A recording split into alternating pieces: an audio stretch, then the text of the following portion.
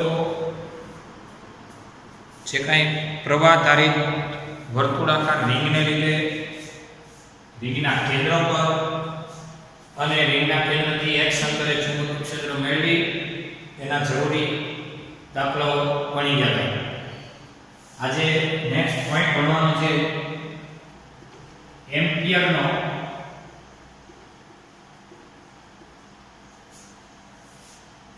Circuital નિયમ અથવા તો એમ્પિયરનો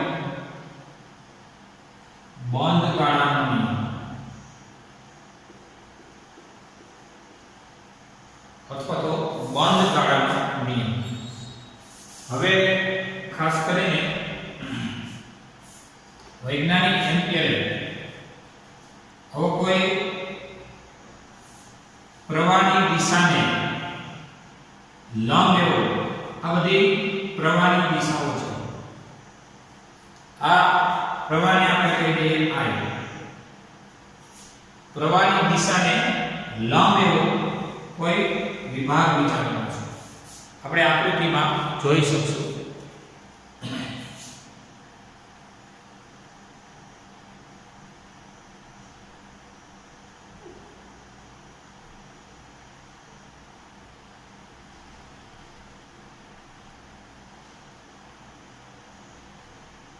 વિભાગ C.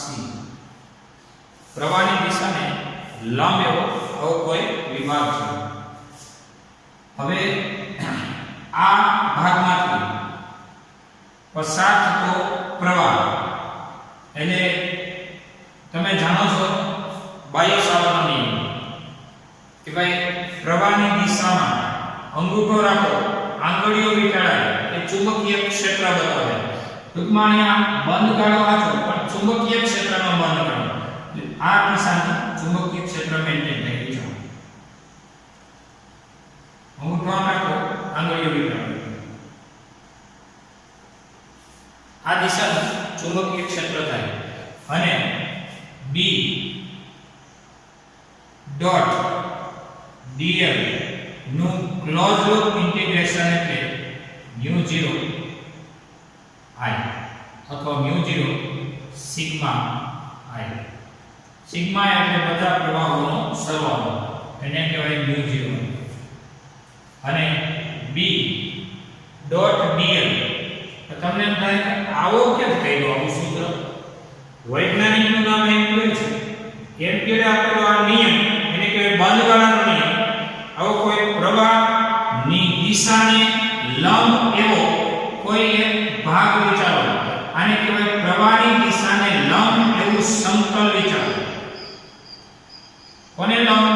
પ્રવાહની દિશાને લંબ એવું સમતલ વિચારો. આ સમતલના દરેક ભાગ ઉપર ચુંબકીય ક્ષેત્રની દિશા એટલે ચુંબકીય ક્ષેત્રનું આ સમતલના દરેક ખંડોનું dl dl dl dl dl dl ખંડોનું બંધ ગાળાનું સંકલન. અને dl નું સંકલન કરો એટલે થાય L. એટલે અહીં B બરાબર હવે એક રીતે કહેવાય કે આખી જે કાંઈ તમારી તકતી છે આવી સમતલ તકતી વિચારેલી છે. આ તકતીની પોતાની ત્રિજ્યા વિચારો કેપિટલ R હોય તો કેપિટલ R ત્રિજ્યાની તકતી વિચારતા હો તો dl dl dl dl થઈને આવો ને એને કહેવાય 2πr. L એટલે dl નું સંકલન L કહેવાય, L એટલે 2πr બધાનો સરવાળો. અને અહીંયા કહેવાય μ0 I. ફાઇનલી B બરાબર μ0 I બાય 2πr આવું સમીકરણ લખી શકો. હવે એક રીતે જોવા જઈએ તો આ μ0 I બાય 2πr સમીકરણ એટલે ચુંબકીય ક્ષેત્ર B એ પ્રવાહધારી તારથી કેપિટલ R અંતરે ચુંબકીય ક્ષેત્રનું સમીકરણ પણ આપણાના પછીના ઉદાહરણમાં ભણીશું. અત્યારે એમ્પિયરે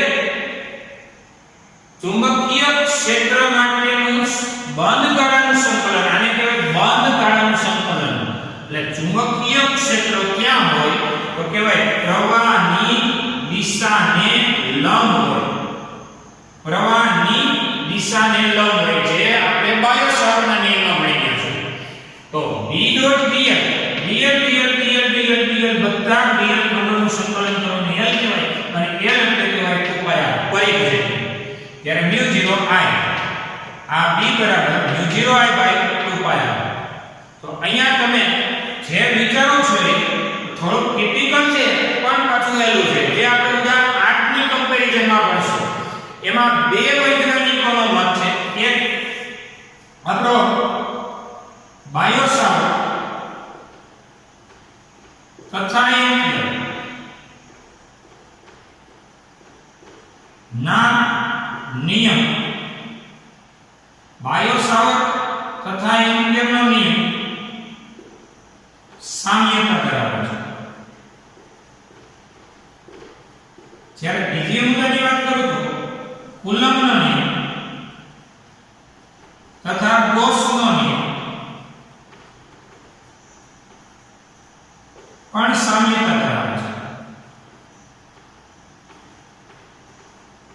સામ્યતા મતલબ સરખાપણું ધરાવે છે. પહેલા આપણે આ એક સાઈડમાં મૂકી આ બેને ચેક કરીએ, પછી આ બેને ચેક કરવાનો આઈડિયા આવે કઈ રીતે સામ્યતા છે. તો કુલમ્બનો નિયમ અને ગૌસનો નિયમ સામ્યતા અમુક અંશે ધરાવે છે. જેમ કે તમે આવું ભણી ગયા હતા કે ભાઈ ગૌસનો નિયમ શું? તો કે ભાઈ ફ્લક્સ એટલે q/ε0. આ કે ના કોઈ બંધ ગાળાની અંદર ઘેરાયેલો વીજભાર અને ε0 નો ગુણોત્તર એને કહેવાય ફ્લક્સ. તો ફ્લક્સ નું સૂત્ર થાય E. યાદ કરો. અને F બરાબર QE પરથી E બરાબર કહેવાય F/Q. એટલે હવે E દેખાઈને F/Q લખો. એટલે F/Q E એટલે 4πr². આપણે જેને કહીએ છીએ બંધ ગાળો અથવા ગોળો સામાન્ય. અહીંયા q/ε0. અહીંયા જે વાત કરું છું એ માત્ર જાણકારી માટે છે. કોઈ તૈયારીનો મુદ્દો નથી, માત્ર જાણકારી માટે. એટલે ગૌસનો નિયમ શું? તો કે બંધ ગાળાની અંદર ઘેરાયેલો વીજભાર, આવો કોઈ બંધ ગાળો છે જેની ત્રિજ્યા આપણે r લઈએ છીએ, સરેરાશ રીતે સ્મોલ r. એની અંદર વીજભાર છે q. બંધ ગાળાની અંદર ઘેરાયેલો વીજભાર અને ε0 નો ગુણોત્તર phi એટલે E. F બરાબર QE પરથી E બરાબર F/Q. અહીં એરિયા એટલે એની વક્ર સપાટીનું ક્ષેત્રફળ એટલે 4πr². અહીં q/ε0. અંતે F બરાબર આને આમ જવા દો એટલે q². આને નીચે લઈ લો એટલે 4πε0 ના r². અંતે F બરાબર 1/4πε0 એટલે કે q ડબલ q જો ને બાય r², જેને આપણે કહીએ છીએ કુલમ્બનો નિયમ. આપણે ક્યાંથી નીકળ્યા ક્યાં પહોંચ્યા? તો ગૌસના નિયમ પરથી તમે કુલમ્બના નિયમને સેટ કરી શકો, કુલમ્બ પરથી ગૌસને સેટ કરી શકો. એટલે ગૌસ અને કુલમ્બ એ સામ્યતા ધરાવે છે. એ રીતે બાયો-સાવર્ટના નિયમ પરથી એમ્પિયરનો નિયમ અને એમ્પિયર પરથી બાયો-સાવર્ટને તમે સેટ કરી શકો. એટલે સામ્યતા ધરાવતો નિયમ છે. વાતમાં કાંઈ વધુ ખાસ નથી કે ભાઈ પ્રવાહ ત્યારે વિભાગને લંબ રૂપે સમતલ તકતી વિચારો જેની ત્રિજ્યા r છે. આ સમતલ તકતીના ધાર પરના dl ખંડનો B ડોટ dl નું ક્લોઝ લૂપ ઇન્ટિગ્રેશન એટલે કે બંધ ગાળાનું સંકલન લ્યો તો વૈજ્ઞાનિક એમ્પિયરે આવું કીધું કે આ સંકલન μ0 I જેટલું થાય. μ0 એટલે શૂન્યાવકાશની પરમિએબિલિટી એટલે કે ચુંબકીય ગુણ અને I એટલે એમાં ઘેરાયેલો જે કંઈ પ્રવાહ. તો B dl નું સંકલન L μ0 I અને આ બધાય dl તેની L બને જેને કહેવાય 2πr. આ 2πr આવી ગયો છેદમાં એટલે b બરાબર μ0i બાય 2 pi r. જરા અહીંયા સુધી જોઈ લો. આ માત્ર જાણકારી માટેની વાતો કહી રહી છે, પરીક્ષાનો કોઈ મુદ્દો નથી. જરા જોઈ લો.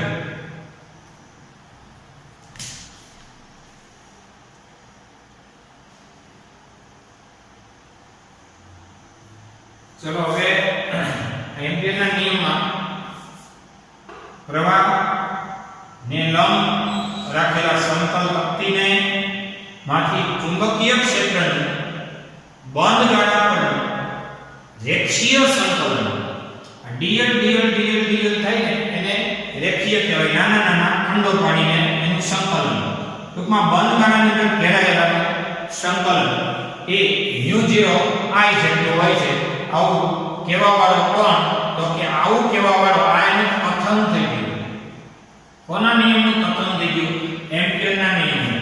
વૈજ્ઞાનિક એમ્પિયરે કીધેલું આ કથન છે કે μ0i જેટલું શા માટે એ આપણે સાબિત પણ કરી શકશું, પણ હાલમાં એમ્પિયરના નિયમમાં કોઈ પ્રવાહને લંબ રાખેલા સમતલ વર્તુળાકાર પ્લેટ પર ચુંબકીય ક્ષેત્રનું રેખીય સંકલન એ તે પ્લેટમાં ઘેરાયેલો પ્રવાહ અને μ0 ના ગુણાકાર જેટલું હોય છે. હવે તમે એવું કહી શકો, વિચારવાની છૂટ છે. જોજો કે આવો કોઈ પ્લેટ વિચારી છે, આવી કોઈ સમતલ તકતી વિચારી છે, એમાંથી પ્રવાહની રેખાઓમાં 50% દાખલ થતી અને 50% બહાર નીકળતી બતાવે છે.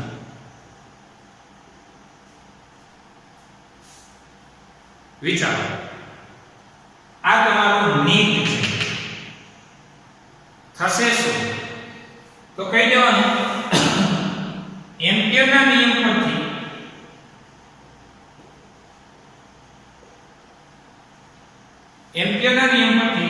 ઇન્ટિગ્રેશન v.dl કરો અને એ ક્લોઝ લૂપ ઇન્ટિગ્રેશન એટલે μ0i થાય, પરંતુ તમારું અહીં પરિણામી ચુંબકીય ક્ષેત્ર જ 0 થાય છે. આ b0 છે, પરંતુ b બરાબર 0 અને b બરાબર 0 એટલે પછી b જ મળે એમ નથી. કા b ઉપર 0 ભાઈ? તો કે આ જે કઈ પ્રવાહ આધારિત તાર છે એને કારણે આંગળીઓ વિચારો, બીજાને કારણે વિચારો કે આમાં અંદર જાય છે એટલે આમાં જે કઈ નિયમ મળે, આમાં જે પ્રવાહ ગાળો મળે છે નિયમ મળે છે. કે આમાં મળે છે ને એ ચુંબકીય ક્ષેત્ર એકબીજાને શું કરી નાખે છે? નાબૂદ કરે છે. એટલે હું અહીં બોલું છું સિગ્મા i. આ જૂના સિલેબસમાં સિગ્મા i હતું. સિગ્મા i નો મતલબ થાય છે પરિણામી પ્રવાહોનો બેઝિક સરવાળો. પ્રવાહ એ અદિશ છે, પણ પ્રવાહ ખંડ તો સદિશ છે ને, એટલે અહીંયા બધોય પ્રવાહ આમ છે. તો ટેક્સ્ટબુક એનસીઈઆરટી વાળા એને કહે, પણ હું તમને કહી દઉં i તો બધુંય આમ જ છે. એટલે બધુંય સિગ્મા i કહી દીધું. સિગ્મા i એટલે બધાય વચ્ચે એક જ વાર કેપિટલ i. જ્યારે આમાં i અંદર જાય છે ને એટલો જ બહાર નીકળતો હોય તો ચોખ્ખા મૂલ્યનો ચુંબકીય ક્ષેત્ર એ 0 મળવા પાત્ર છે. અને ચુંબકીય ક્ષેત્ર 0 મળે તો પછી તમે વિચારી હોય કે જે દાખલ થાય છે એટલું બહાર નીકળે છે, તો આ પ્લેટ અને સંકળાયેલું ચુંબકીય ક્ષેત્રનું અસ્તિત્વ એ 0 થવાનું છે. આમાં ચુંબકીય ક્ષેત્ર કોઈ એક ફિક્સ દિશામાં ધારણ થવાનું છે. એ પણ એક નોંધવા જેવી હકીકત છે. છતાં આ નિયમને આપણે વધુ ડીપમાં થોડો ટાઈમ લઈને સમજશું. પહેલા થોડોક એના ઉદાહરણ વિશે જોઈ લઈએ.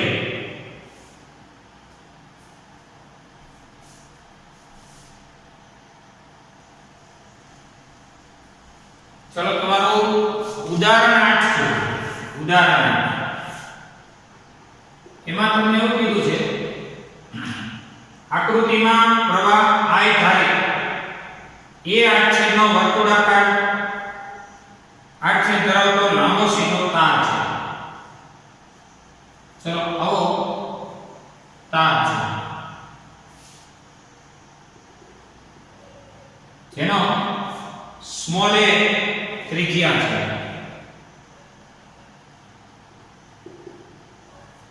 અને આ તાર કેવો છે તો કે પ્રવાહધારિત છે.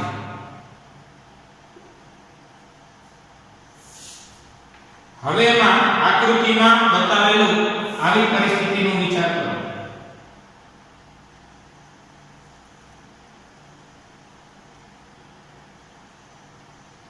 પોતાની ત્રિજ્યા સ્મોલ a છે. જો આ સ્મોલ a અહીંયા આપેલી છે. એમાં અંદર અને બહાર બે પૃષ્ઠ વિચારેલા છે.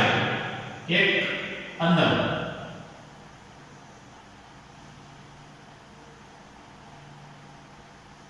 આ સ્મોલ a છે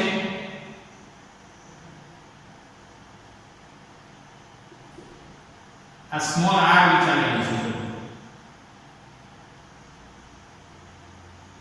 આટલી છે ને એ r1 છે અને આટલી છે ને એ r2 છે.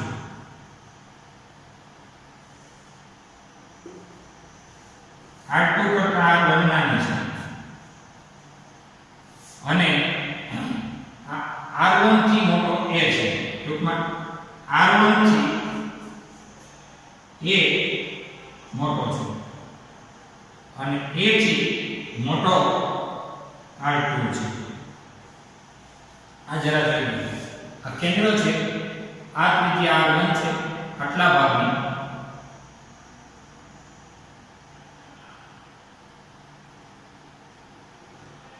અને બહારની ત્રિજ્યા r2 છે.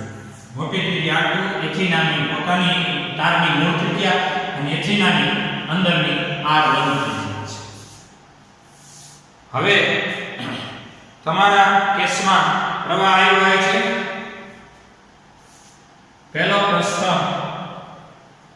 r is less than a વિસ્તારે માં અને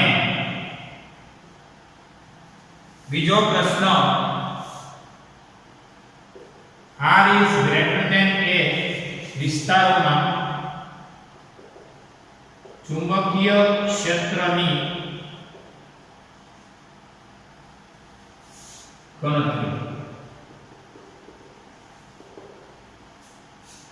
તો સૌથી પહેલા પહેલો પ્રશ્ન એટલે અહીંયા આપણે સેક્શન A ચાલુ કરીએ. r is less than a એટલે કે a કરતા નાના r માટે જેને આપણે r1 કીધું છે અને a કરતા મોટો r જેને આપણી આકૃતિએ r2 કીધો છે. આ બંને વિસ્તારોમાં ચુંબકીય ક્ષેત્રની ગણતરી. તો first of all r is less than a વિસ્તાર માટે ચુંબકીય ક્ષેત્રની ગણતરી કરવી હોય તો એના માટે આપણે એમ્પિયરના સર્કિટલ નિયમ પરથી ઇન્ટિગ્રેશન b.dl બરાબર μ0 I. તો હવે b એટલે ચુંબકીય ક્ષેત્ર જેની ગણતરી આપણે ઓલરેડી કરવી છે અને dl નું સંકલન કરશો એને કહેવાય 2πr1 કારણ કે r1 ત્રિજ્યાનો અંદરના ભાગ માટેની વાત કરી છે. r1 આ અંદર આ મૂળ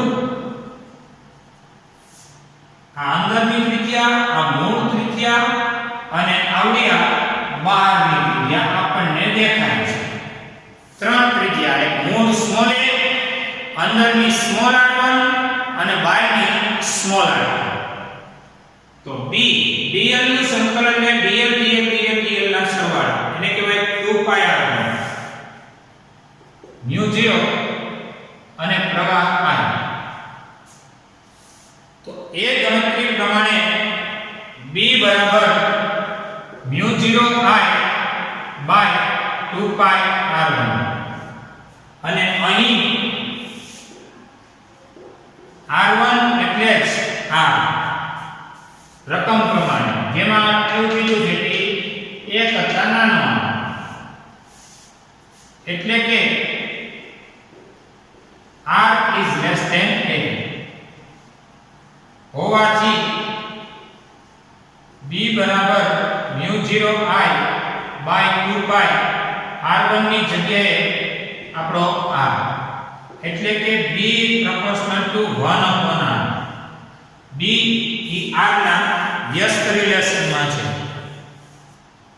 હવે ત્યાર પછી તમને એવું કીધું કે આ વિસ્તાર માટે કયા વિસ્તાર માટે બહારના ભાગ માટે ચુંબકીય ક્ષેત્રની ગણતરી કરો. તો કે r is less than a વિસ્તાર માટે એમ્પિયરના સર્કિટલ નિયમને આગળ વધારીશું. તો એમ્પિયરનો સર્કિટલ નિયમ μ0 b આ રીતે થશે. એમ્પિયરના સર્કિટલ નિયમ પરથી ઇન્ટિગ્રેશન b ડોટ dl અને μ0I. હવે જ્યાં આપણે વાત કરીએ છીએ એ એવા વિસ્તારની છે કે જ્યાં ચુંબકીય ક્ષેત્ર વડે b તો મેળવવું છે નોટ એને b ને હું b ડેશ કહું. હવે dl નો તો સંકલન તમે વિચારશો તો એ થઈ જશે. આ બધા dl નું સંકલન થશે. μ0 એના ચાર છે પણ પ્રવાહને હું અહીંયા ટેક્સ્ટબુક પ્રમાણે સંજ્ઞા આપી દઉં છું I. તમને એમ થશે કે એ હું કામ I? એના માટે આપણે બહુ કાળજી રાખીશું અને એ ત્રિરાશિ આ પ્રમાણે થશે કે પાઈ a સ્ક્વેર ત્રિજ્યાનો તાર હોય, પાઈ a સ્ક્વેર ક્ષેત્રફળ હોય ત્યારે પ્રવાહ I તો આપણી પાસે પાઈ a સ્ક્વેર નથી, હવે વધ્યું છે પાઈ r સ્ક્વેર છે ત્યારે પ્રવાહ. તો તમને એમ થતું હશે કે આમાં કાનું મૂક્યું આવું ત્રિરાશિ ઓબલામાં મૂકવા જાવ છો પાઠ્ય પુસ્તકમાં આપ્યું ને તમે મૂકી દો છો. જો યાદ રાખજો કે જે કેપિટલ I પ્રવાહ છે ને એ a ત્રિજ્યા માટે અને સ્મોલ r1 ત્રિજ્યા માટે સમાન રહે. કારણ કે તારની અંદરનો પ્રવાહ છે, તારની સપાટી સુધી અચળ પ્રવાહ કહેવાય, સ્થાયી પ્રવાહ કહેવાય. હવે આમાં વાત બદલાઈ ગઈ છે. જો પ્રવાહ I છે ને, પ્રવાહ I નું મૂલ્ય સ્મોલ a તથા સ્મોલ r1 ત્રિજ્યા માટે સમાન બને. ત્યારે હવે એટલે તો અંદરના ભાગમાં આવ્યો, અંદરના ભાગમાં જો a કરતા નાનો ભાગ એટલે અંદરના ભાગ અને અંદરના ભાગ માટે આવે એટલે ડેફિનેટલી છે કે a ત્રિજ્યા માટે I અને સ્મોલ r1 માટે હું I, એટલે એમાં કંઈ બદલાયો નથી. હવે બહારના ભાગ માટે તો પાઈ a સ્ક્વેર જેટલા ક્ષેત્રફળમાંથી ઘેરાયેલો પ્રવાહ I છે. ચેક કરી લો, પાઈ a સ્ક્વેર સુધી I છે પણ પાઈ r2 મતલબ કોણ? તો કે આવવા જેને આપણે r2 કહીએ એના માટે એમાં ઘેરાયેલો પ્રવાહ કેટલો? તો છેદમાં પાઈ a સ્ક્વેર અંશમાં પાઈ r સ્ક્વેર ઇન્ટુ I. આ પ્રવાહને I કહીએ. હવે કેન્સલ, આ નંબર આપી દો 3. હવે 3 ને 2 માં મૂકો. તેથી આ b ડોટ dl નું ક્લોઝ લૂપ ઇન્ટિગ્રેશન એટલે કે આપણે મેળવવો છે b dl નું સંકલન થાય 2 પાઈ r ખરેખર તો 2 પાઈ r2 જ થશે તો dl આ સમગ્ર બહારના r2 ત્રિજ્યા વાળાનું સંકલન 2 પાઈ r2 થશે અને વાત રહી છે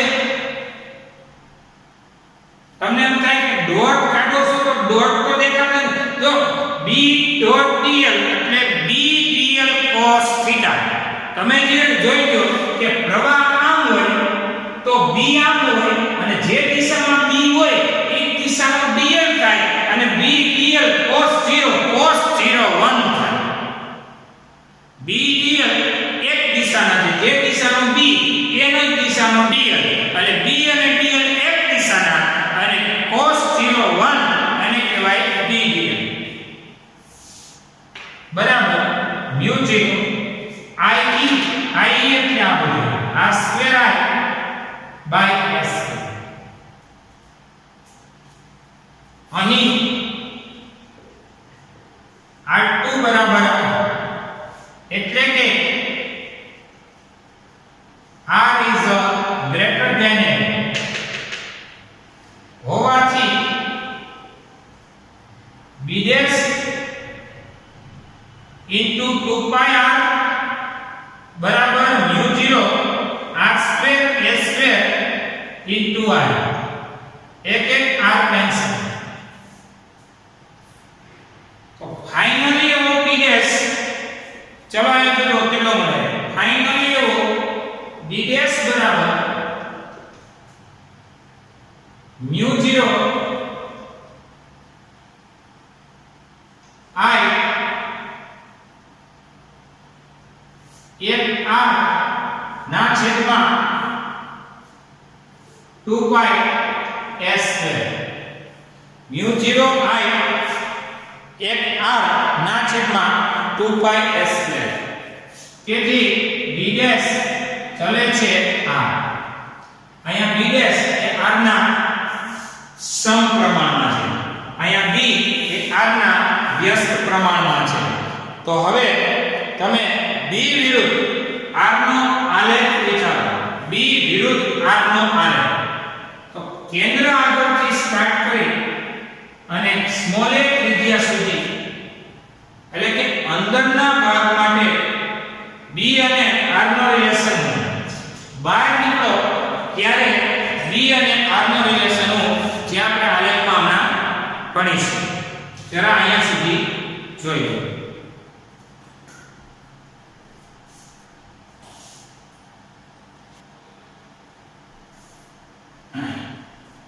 આ દાખલામાં લેસ ધેન ગ્રેટર ધેન માં જરા જો પાઠ્યપુસ્તક પ્રમાણે પહેલો સેક્શન છે ઈ r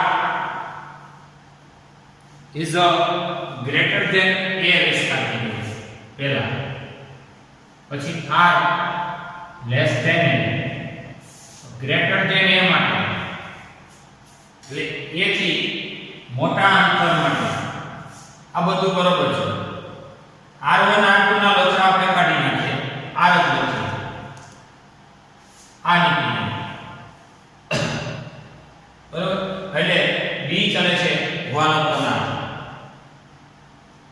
હવે નાના અંતર માટે હોય છે બધું બરોબર છે આટલા આટલું તો આટલા કેટલું અને આમાં મૂકી દઈએ ટૂંકમાં 2 નો લોચો કાઢી નાખીએ કે r1 r2 ઉદાહરણ વાળા ગણતા નથી આપણે સમજીએ પણ ત્યાં લોચા થાય છે પાછા પાઠ્યપુસ્તક થી અલગ સ્ટેપ પડે છે લેસ ધેન ગ્રેટર ધેન કારણ કહી દઉં કે અહીંયા જે કંઈ છે ને પહેલા ગણતરીમાં એને ગ્રેટર ધેન વાપરી લીધું બીજામાં એને લેસ ધેન વાપરી લીધું આ થઈ ગયું અને ફાઇનલી આ બધા સ્ટેપ બરોબર છે અહીંથી તમે અહીંયા આવો તો એ આ છે અને હવે એને એમ કહી શકાય કે a થી નાનો r હોય ત્યારે તો જો આ તમારો b વિરુદ્ધ r નો આવે અહીંયા a ની લિમિટ આપી a થી નાનો r એટલે આટલું છે હવે a થી નાનો r હોય ને ત્યારે શું જોઈએ a થી r નાનો આ વખતેની કન્ડિશન શું હતો કે આ વખતે આ સ્ટેપ અને આ સ્ટેપ પરથી b ચલે છે r અને એ રિલેશન સમપ્રમાણમાં છે પછી a થી મોટો r હોય ત્યારે હું જોઈ લઉં b ચલે છે 1/r અને a થી r નું મૂલ્ય એ મોટું હોય આલેખ થઈ ગયો b ચલે છે 1/r આ આલેખ પણ નોંધવાનું છે અને આ આપણું ઉદાહરણ જોઈ લો લેસ ધેન ગ્રેટર ધેન ના લોચા ન થાય એ કાળજી રાખજો r1 r2 ભૂલી જાઓ સ્મોલ r થી જ વાત પૂરી કરો ઉદાહરણ પ્રમાણે ગણતરી થાય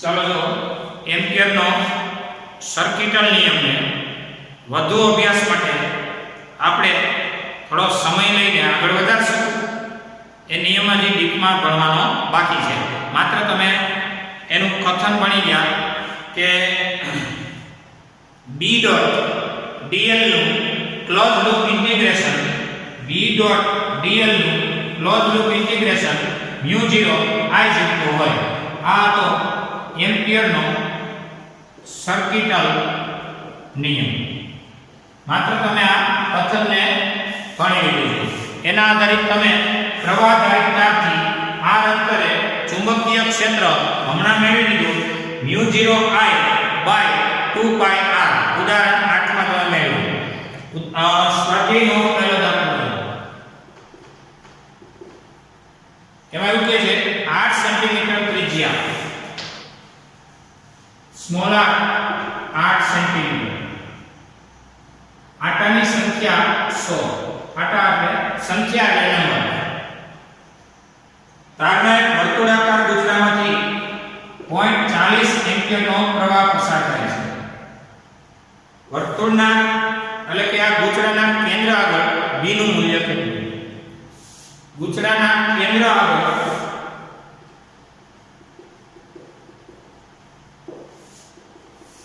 b નું મૂલ્ય કેટલું આ પ્રશ્ન આ 8 સેન્ટીમીટર ના મીટર કરીએ તો 10 ની માઈનસ હવે પ્રવાહ ધારિત વર્તુળાકાર ગુચરાના કેન્દ્ર આગળ ચુંબકીય ક્ષેત્ર B બરાબર μ0 I બાય 2r આપણે આવું ગયા હતા પ્રવાહ ગાળાના લીધે કેન્દ્ર આગળ μ0 I બાય 2r અહીંયા આપણી પાસે n આટા વાળો છે n આટા માટે b' બરાબર n ગુણ્યા μ0 I બાય 2r તો હવે b' બરાબર આપણે જે મેળવવું છે n એટલે આટાની સંખ્યા 100 મતલબ 10 ની 2 ઘાત μ0 એટલે 4 pi 10 7 μ0 નું મૂલ્ય I એટલે 0.40 ના છેદમાં 2r 2 ગુણ્યા r નું મૂલ્ય છે 8 10 ની -2 ફાઇનલી આપણે ગણતરીને આગળ વધારીએ તો 4 ગુણ્યા 3.14 એને ગુણ્યા 0.40 ના છેદમાં 8 દુ 16 0.314 10 ની 2 -7 -2 ઉપર જાય તો +2 2 ને 2 4 4 માંથી 7 જાય તો -3 તો ફાઇનલી b' બરાબર 3.14 એક સ્ટેપ આમ જાવ એટલે એક ઘાત ઘટાડો ટેસ્ટ જોઈએ.